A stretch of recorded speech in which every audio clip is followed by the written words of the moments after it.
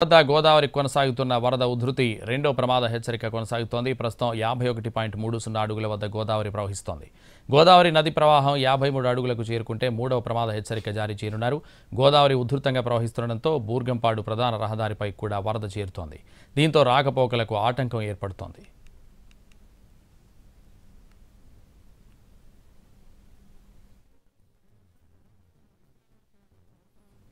అటు నిజామాబాద్ జిల్లా శ్రీరామ్ సాగర్ ప్రాజెక్టుకు ఇన్ఫ్లో కొనసాగుతోంది. 21,250 క్యూసెక్కుల ఇన్ఫ్లో వస్తోంది. ప్రాజెక్టు పూర్తిస్థాయి నీటి మట్టం 1091 అడుగులు కాగా ప్రస్తుతం 1069.40 అడుగుల వరకు వరద చేరింది. ప్రాజెక్టు పూర్తిస్థాయి సామర్థ్యం నీటి సామర్థ్యం 80 టీఎంసీలు కాగా ప్రస్తుతం 22.308 టీఎంసీలు నీరు నిల్వ ఉంది.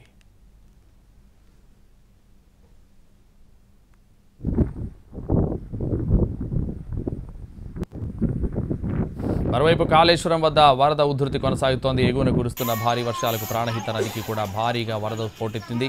తీరం వద్ద 11.690 మీటర్ల ఎత్తులో పుష్కర ఘాట్ను తాకుతూ ప్రవహిస్తున్నాయి ఉభయ నదులు.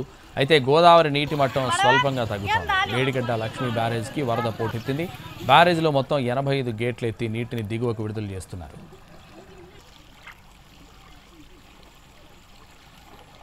ఇక తూర్పుగోదావరి జిల్లాలో భారీ వర్షాలు కురుస్తున్నాయి. గోదావరికి క్రమంగా వరద తాకిడి పెరుగుతోంది. ధవళేశ్వరం బ్యారేజ్ వద్ద రెండో ప్రమాద హెచ్చరిక జారీ చేశారు అధికారులు. ఎగువ ప్రాంతాల నుంచి వరద నీరు భారీగా వస్తోంది. బ్యారేజ్ వద్ద నీటి మట్టం 13.75 అడుగులకు చేరుకుంది. బ్యారేజ్ నుంచి 13,261 క్యూసెక్కుల మిగులు జలాలు సముద్రంలోకి విడుదల చేశారు.